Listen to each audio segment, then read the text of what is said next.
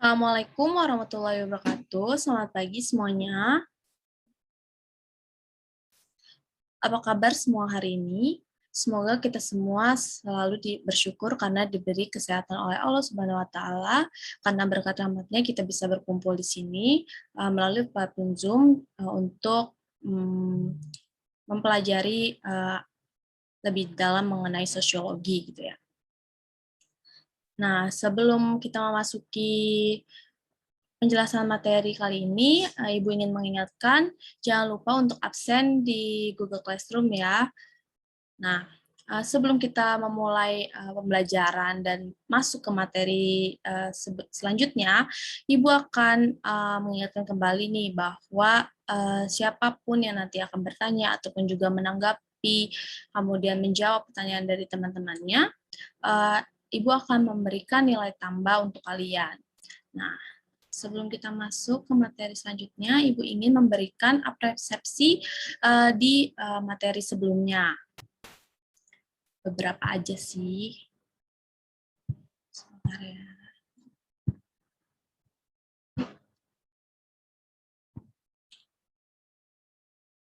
Nah, di materi sebelumnya, di pembahasan sebelumnya, kita kan sudah membahas ya mengenai kelompok sosial, jenis-jenisnya itu, di mana terdapat dua faktor nih yang melatar belakangi kelompok sosial dalam masyarakat. Kita sudah mempelajari bagaimana itu kelompok teratur, kemudian juga kelompok tidak teratur. Nah, terbagi menjadi dua ya, ini kita bisa lihat. Nah, Ibu akan membahas beberapa kelompok teratur yang sudah kita bahas ya sebelumnya. Ibu akan mengulang kembali gitu. Semoga saja kalian sudah paham betul gitu mengenai kelompok-kelompok ini, jenis kelompok ini, dan sudah tertanam gitu ya di otak kalian semuanya, dan kalian semoga sudah paham. Nah, yang pertama itu Ibu akan membahas mengenai kelompok primer dan juga kelompok sekunder. Apa itu kelompok primer? Kelompok primer ini merupakan kelompok yang anggotanya itu sudah saling bertemu, kemudian juga saling mengenal, ataupun juga akrab satu sama lain, sehingga mereka memiliki hubungan yang intim gitu. Nah, oleh karena itu, maka kelompok primer ini merupakan kelompok yang bersifat informal gitu. Nah, kemudian yang kedua itu ada kelompok sekunder. Kelompok sekunder ini merupakan kelompok yang antar anggotanya itu tidak saling akrab, kemudian juga memiliki sifat atau bersifat formal gitu ya, ataupun juga resmi. Nah, contoh dari kelompok primer ini ada keluarga, dan contoh kelompok sekunder ini ada, kemarin kita bahas tuh, kelompok belajar gitu ya. Kemudian ada paguyuban dan juga patembayan. Di sini kita bisa lihat paguyuban ini merupakan kelompok yang cenderung lebih memiliki hubungan yang informal, baik itu hubungan darah ataupun juga daerah yang sama ya mereka. Kemudian patembayan, patembayan ini bersifat formal dan juga mekanis. Kemudian juga mereka jangka waktunya itu lebih pendek gitu, cenderung lebih pendek. Nah, di sini ada ciri paguyuban menurut Selo Sumarjan. Nah, ini ada intimate, kemudian juga private, dan juga eksklusif, seperti yang sudah Ibu jelaskan kemarin ya, pasti kalian sudah paham. Kemudian tipe paguyuban menurut Ferdinand Tonis. Di sini ada game in scope by blood, of class, kemudian juga of mind gitu kan. By blood itu melalui hubungan darah, of class daerah yang sama, kemudian juga of mind ini ideologi atau pemikiran yang sama dari anggotanya. Kemudian dalam patembayan ini dari pertentangan-pertentangan yang terjadi itu ada apa ya? Ada batasan atau dapat dibatasi karena adanya public life yang kemarin sudah Ibu jelaskan ya. Semoga kalian mengerti dan paham. Kemudian juga Ibu membahas mengenai kelompok tidak teratur. Nah, pasti kalian sudah tahu kan apa aja yang termasuk dari kelompok tidak teratur. Nah, kelompok tidak teratur ini terbagi menjadi 3. Seperti yang pertama ada kerumunan. Kerumunan ini merupakan individu-individu yang berkumpul di tempat yang sama, tapi juga interaksinya secara spontan, dan juga biasanya mereka ini apa ya memiliki ada karakter-karakter tersendirinya gitu ya. Dan contohnya tuh seperti kerumunan penonton festival musik, kemudian juga individu-individu yang berkumpul untuk menonton kecelakaan lalu lintas gitu. Kemudian yang kedua ada publik. Nah, publik ini biasanya interaksinya itu secara tidak langsung atau melalui alat komunikasi, seperti melalui radio atau juga saluran televisi. Kemudian yang ketiga itu ada massa. Nah, ini massa tuh biasanya dia berkumpul dari banyak orang gitu. Kemudian juga sifatnya heterogen karena banyak masyarakat dari manapun yang berkumpul gitu, menjadi satu. Kemudian oleh karena itu biasanya mereka tuh identitasnya kurang diketahui gitu satu sama lain. Nah, tadi sudah Ibu jelaskan kembali ya beberapa kerumunan, beberapa kelompok-kelompok, jenis kelompok gitu, ada kelompok teratur dan juga kelompok tidak teratur. Nah, sekarang kita membahas mengenai subbab selanjutnya, yaitu mengenai karakteristik khusus atau partikularisme dan eksklusivisme kelompok. Ibu mau bertanya, apakah kalian sudah pernah mendengar sebelumnya gitu mengenai partikularisme ataupun juga eksklusivisme kelompok? Jika belum, mari kita belajar sama-sama. Semoga nanti yang Ibu jelaskan kalian paham ya. Jika tidak paham, kalian bisa bertanya melalui Google Classroom. Yang pertama kita akan bahas itu mengenai partikularisme kelompok. Nah, seperti yang kita ketahui ya, bahwa bangsa Indonesia ini terdiri dari berbagai macam gitu karakter-karakternya, baik itu perbedaan dari suku, ras, agama, ataupun juga kebudayaannya dari masing-masing daerah. Oleh karena itu, hal ini menyebabkan terjadinya pembagian-pembagian kelompok, baik itu dari masyarakat desa ataupun juga dari masyarakat kota. Nah, kenapa hal itu pasti memiliki perbedaan gitu ya? Karena pasti antara masyarakat desa dan juga masyarakat kota memiliki perbedaan sistem sosial, kemudian juga baik itu dari pembangunannya ataupun juga dari budayanya, kultur mereka yang berbeda gitu, antara satu suku dengan suku lain, ras dengan ras lain, ataupun juga agama. Gitu kan. Oleh karena itu, masyarakat Indonesia ini disebut sebagai masyarakat multikultural karena keanekaragamannya itu ya kan. Nah, seperti kita akan membahas mengenai partikularisme. Sebelumnya kita harus mengetahui apa itu partikularisme. Partikularisme ini merupakan suatu sistem yang mengutamakan kepentingan pribadi di mana di atas kepentingan umum seperti kepentingan baik itu aliran politik, suku, ekonomi ataupun juga kebudayaan yang mementingkan daerah ataupun juga kelompok khususnya. Nah, di sini selanjutnya kita akan membahas mengenai pengertian dari masyarakat kota. Sebelumnya kalian tahu nggak sih pengertian dari masyarakat kota itu sendiri? Nah, masyarakat kota ini merupakan apa ya? Masyarakat perkotaan ini disebut juga sebagai urban community. Nah, di mana masyarakatnya itu ditekankan pada sifat-sifat ataupun juga kebiasaan-kebiasaan di kehidupannya gitu, kehidupan masyarakatnya itu sendiri gitu. Di mana mereka apa ya? Terbilang tidak tertutup gitu untuk tidak tertutup seperti masyarakat pedesaan gitu. Mereka tidak memiliki batasan-batasan pada aspek-aspek seperti bagaimana cara mereka berpakaian, kemudian juga cara mereka apa ya, memilih makanan untuk kebutuhan hidupnya gitu. Atau juga bahkan dari perumahan itu sendiri. Nah, ini kita bisa lihat pengertian masyarakat kota dari Max Weber. Max Weber mengatakan bahwa masyarakat kota merupakan masyarakat yang penghuni setempatnya itu dapat memenuhi sebagian besar kebutuhan ekonominya di pasar lokal. Ibu memberikan contoh itu seperti mahasiswa yang berkuliah di Universitas Sudirman. Nah, mereka tuh ketika mereka masuk jam 8 gitu ya, mereka bisa saja jalan untuk kuliah itu jam setengah 8. Nah, berbanding terbalik gitu dengan masyarakat atau mahasiswa yang kuliah di Jakarta. Mereka masuk jam 8, tetapi mereka bisa saja jalan jam 6 pagi, atau bahkan setelah subuh mereka bisa jalan gitu ya untuk berkuliah. Hal ini dikarenakan jika di Jakarta gitu ya, mereka ingin menaiki kendaraan umum, itu bisa saja mereka tidak kebagian kendaraan atau tidak kebagian bus gitu, misalnya kereta, ataupun juga mereka bisa telat gitu. Atau juga iya mereka harus menunggu lama gitu dari menaikkan kendaraan umum itu. Atau jika mereka menaik kendaraan pribadi gitu, bisa saja kena macet di jalan ataupun juga banyak rintangan-rintangan lainnya. Jadi banyak mereka yang jalan 2 jam sebelumnya ataupun 1,5 jam sebelum mereka masuk kuliah itu. Nah, ataupun juga bisa kita lihat ya perbedaan masyarakat kota dengan masyarakat desa ini seperti yang tadi. Contohnya itu ketika masyarakat perkotaan didatangi tamu gitu ya di rumahnya.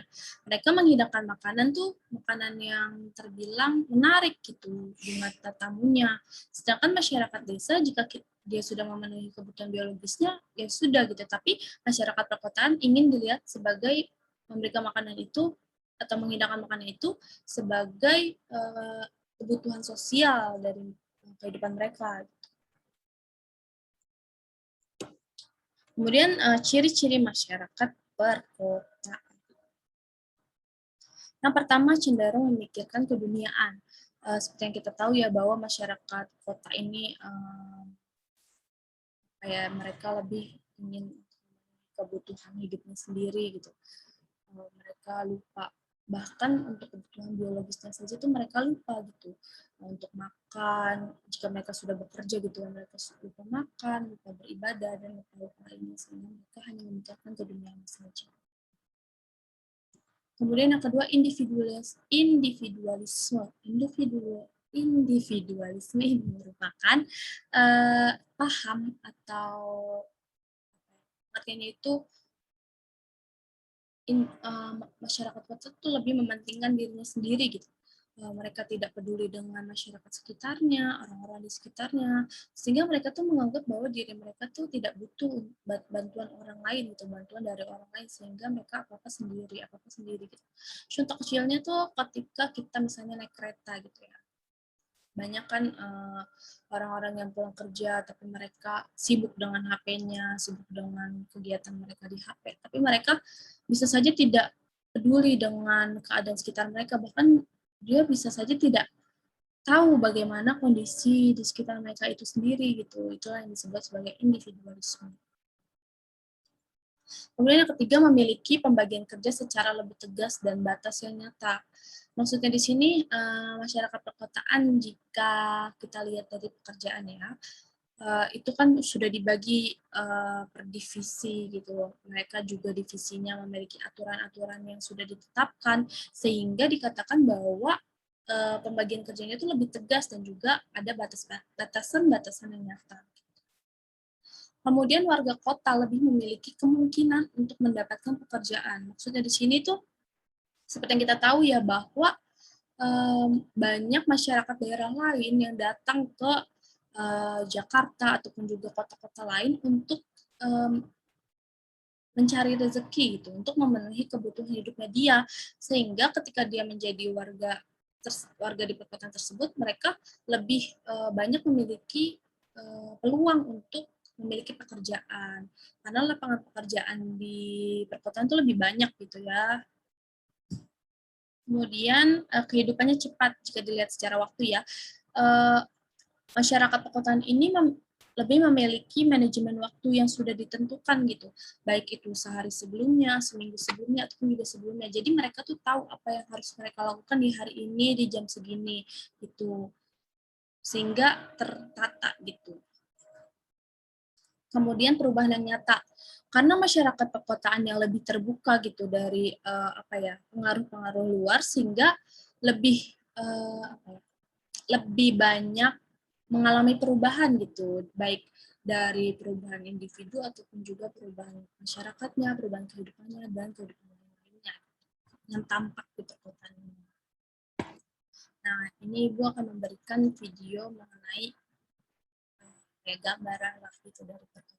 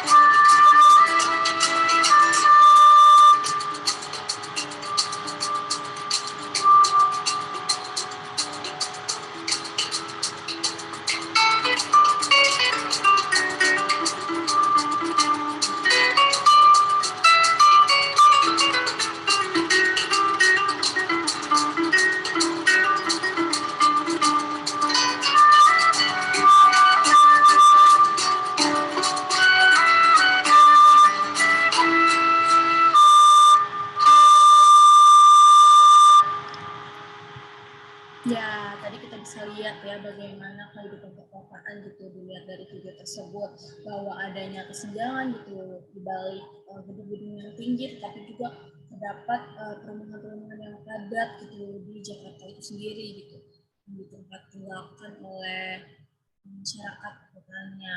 Kemudian juga tadi terbilang bahwa banyaknya pembangunan yang terus terjadi di daerah perkotaan, entah itu pembangunan gedung, pembangunan jalan tol, pembangunan rumah-rumah sakit, atau juga pembangunan perumahan-perumahan gitu yang ada di perkotaan. Sehingga terbilang bahwa perkotaan itu memiliki harapan yang besar gitu. Dari Jakarta itu ya, memiliki harapan besar dari banyak masyarakat yang terus berdatangan ke Jakarta dengan untuk mencari rezeki. Ya, yang di sini ada kita akan membahas mengenai karakteristik khusus masyarakat kota. Apa saja? Bisa kita lihat. Yang pertama itu ada wisma. Wisma ini merupakan bagian dari ruang kota untuk berlindung dan juga melakukan kegiatan keluarga. Maksudnya di sini wisma itu bisa dibilang sebagai tempat tinggal dari masyarakat kota. Nah, nantinya ketika mereka merasa ada di luar ada di luar di kantornya mereka itu bisa tinggal di sini, mereka bisa beristirahat, berlindung dari panas, hujan, dan lain-lain.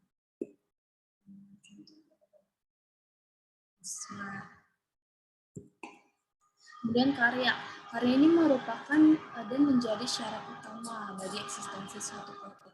Kenapa? Karena dengan adanya karya ini, suatu kota itu bisa memamerkan karyanya, bisa menjadikannya sebagai acuan untuk memperkenalkan kotanya dia sendiri. Sehingga disebut sebagai eksistensi suatu kota. Nah, contohnya ini ada kampung Wadah di kota. Dari kalian siapa yang udah pernah ke kampung? Jika kalian juga belum pernah, pasti kan kalian juga pernah ya melihatnya di sosial media, di Instagram, di Twitter, Facebook, ataupun lainnya mengenai kampung Malang ini. Sehingga Kota Malang kan bisa aja terkenal dari kampung Malang ini. Dari itu karyanya bisa dibilang sebagai syarat utama untuk eksistensi suatu kota. Kemudian yang kedua ada wilayah. Ketiga yang sebutnya.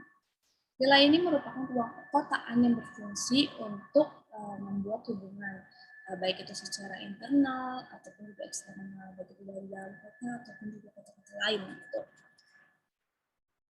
baik itu wilayah industri, wilayah perdagangan, wilayah perumahan, kantoran, dan lain-lainnya. Gitu.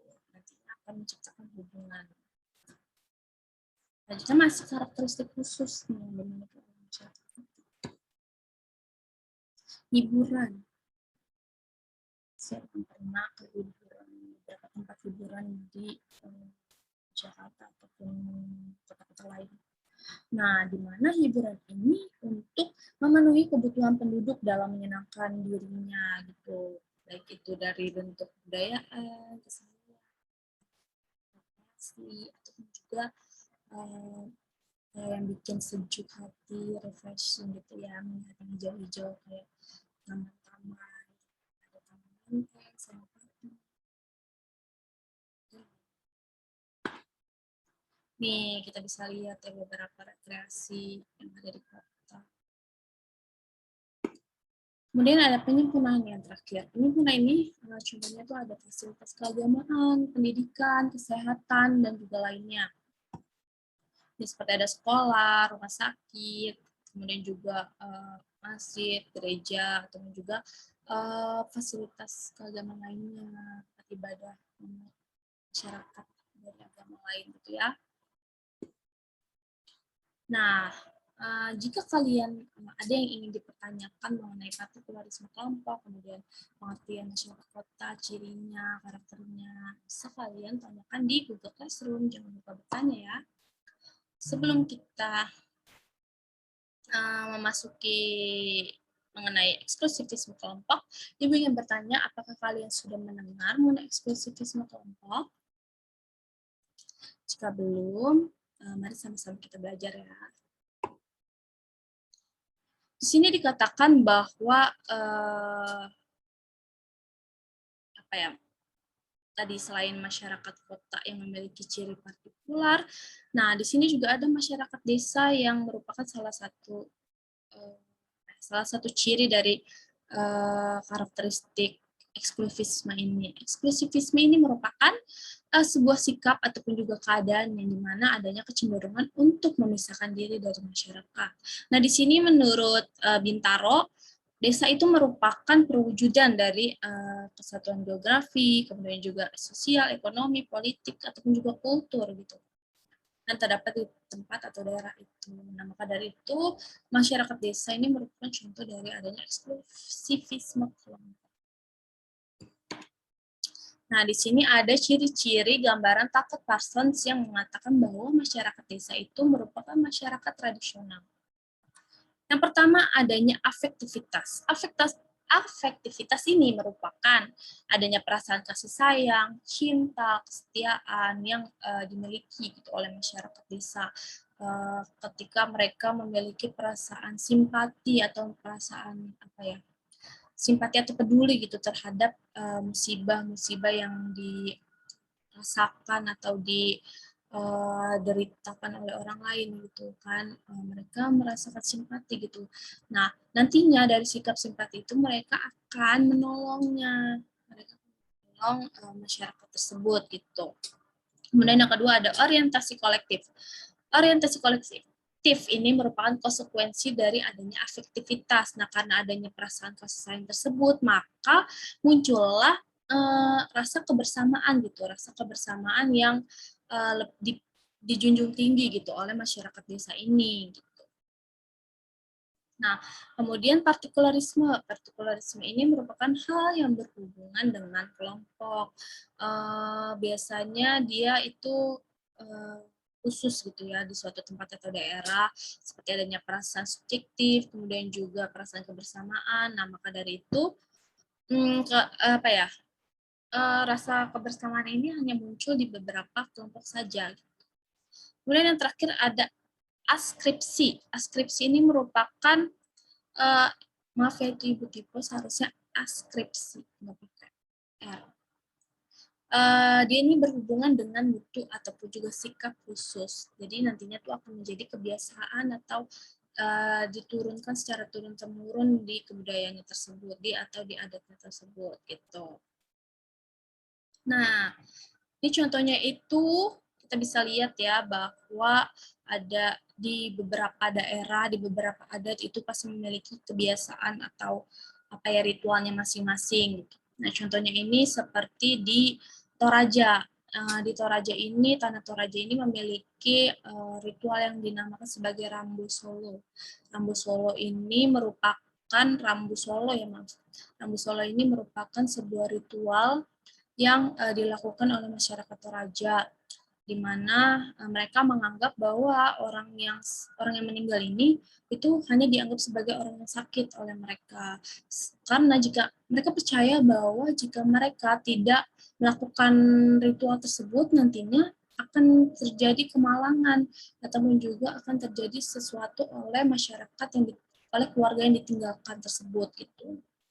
Nah, kemudian ini ada di Papua ya, namanya Ikipalin. Ikipalin ini merupakan sebuah ritual yang dimana masyarakat Papua ini, khususnya suku Dani, mereka melakukan ini untuk mengungkapkan kesedihannya, untuk mengungkapkan perasaan terdalamnya mereka dari orang yang ditinggalkan, orang yang meninggal tersebut. Gitu. Jika ada kerabat mereka yang meninggal, mereka memotong jari mereka dengan benda tajam gitu.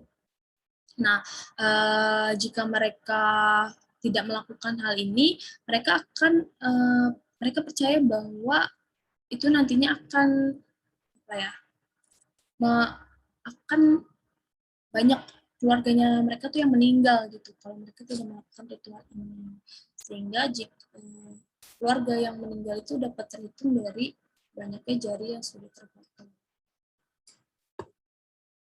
Kemudian ciri masyarakat desa di Indonesia. Ciri masyarakat di desa ini ada beberapa ya. Yang pertama itu ada homogenitas sosial. Homogenitas sosial ini terdiri atas satu atau beberapa kekerabatan saja gitu. Maksudnya tuh di daerah itu, di desa tersebut tuh hanya terdiri dari satu atau beberapa kekerabatan saja. Karena maka dari itu disebut sebagai homogenitas sosial. Karena juga biasanya ya masyarakat desa, jika kita tinggal di desa gitu kan, pasti yang ada di pikiran kita itu tentram, tenang, aman gitu kan. Nah, oleh karena itu hal ini tuh disebabkan oleh pola pikir yang telah tertanam gitu di dalam diri masyarakat desa itu sendiri gitu. Kemudian hubungan primer. Hubungan primer ini merupakan hubungan kekeluargaan yang dilakukan secara musyawarah. Tadi ya, seperti yang sudah dijelaskan cirinya bahwa masyarakat ini selalu menjunjung tinggi sikap kebersamaan. Maka dari itu, dan juga mereka tidak menginginkan ada perbedaan pendapat gitu dalam kelompoknya, sehingga mereka semuanya dilakukan secara musyawarah. Kemudian kontrol sosial yang ketat. Kontrol sosial yang ketat ini mereka memiliki hubungan yang sangat intim, gitu. Karena mereka memiliki hubungan yang sangat intim satu sama lain, sehingga mereka sudah membuat dan menetapkan nilai dan norma gitu yang sudah ditentukan. Kemudian gotong royong. Gotong royong ini kehidupan masyarakat desa dilaksanakan secara gotong royong. Maksudnya itu gotong royong ini merupakan satu sikap perilaku gitu dari masyarakat desa yang selalu turun-temurun dijunjung tinggi ya, karena saling tolong menolong, kemudian juga tahu masalah satu sama lain sehingga masyarakat lain itu bisa membantu gitu. Kemudian ikatan sosial. Ikatan sosial ini sikap masyarakat setiap masyarakat desa itu diikat dengan nilai adat ataupun juga kebudayaannya itu secara ketat. Kemudian majis religius, dia kepercayaannya kepada Tuhan itu sangat mendalam ya, baik untuk dalam meminta rezeki, meminta kesehatan, umur panjang dan lain-lain, masih bergantung gitu kepada Tuhan Yang Maha Esa. Kemudian pola kehidupan masyarakat desa ini cenderung lebih kepada bidang agraris seperti pertanian, peternakan, kemudian juga nelayan dan lain-lainnya gitu kan. itu biasanya juga masyarakat desa tuh lebih condong kepada satu pekerjaan saja. Jika mereka sudah menekuni pekerjaan dalam petani, maka mereka akan menekuni dan juga belajar dengan baik mengenai petani tersebut. Gitu. Nah, mungkin sekian ya penjelasan Ibu mengenai subbab ini.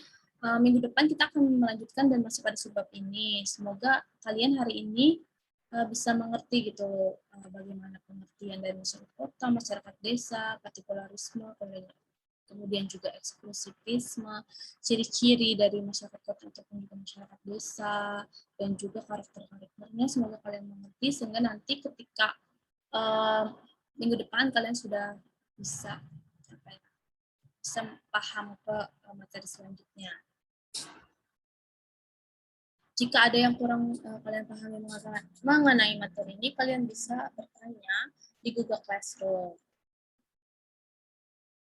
Kalian juga bisa menanggapi atau menjawab dari teman-teman kalian nanti. Jangan takut ya untuk silakan saja. Oh iya nih, punya video satu lagi.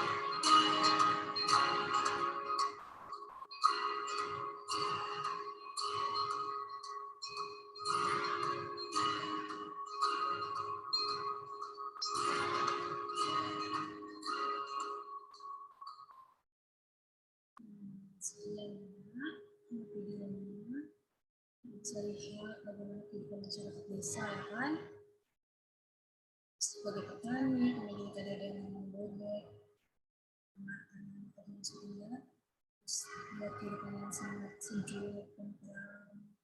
Lihat di sini. Nah, sekian dari Ibu. Di sini Ibu memberikan tugas yang nanti kalian bisa cek di Google Classroom. Tugasnya itu berupa TTS atau teka-teki silang. Nanti kalian kerjakan sesuai dengan kata yang membuat. Mungkin sekian penjelasan dari Ibu mengenai materi kali ini. Semoga kalian paham. Nanti kita lanjut minggu depan ya mengenai subbab hari ini. Kita selesai, masih ada beberapa poin lagi. Diharapkan kalian bisa mengerti, bisa paham, dan juga Jangan takut untuk bertanya ya, jangan takut untuk mengungkapkan pendapat kalian nanti ketika pembelajaran dimulai, ketika diskusi dimulai di Google Classroom. Silakan kalian bisa bertanya, bisa memberikan dari kesimpulan dari yang kalian inginkan atau juga menanggapi jawaban dari pertanyaan kalian sendiri. Kita di sini sama-sama belajar pelan-pelan ya, jangan takut juga. Dan tak salah, ibu-ibu di sini pasti masih ada beberapa kesalahan atau belajar sama-sama. Oke, dan absen dan lupa kerjakan kelasnya. Belum tugas kemarin yang lupa dikerjakan ya. Kurang lebihnya mohon maaf. Terima kasih semuanya.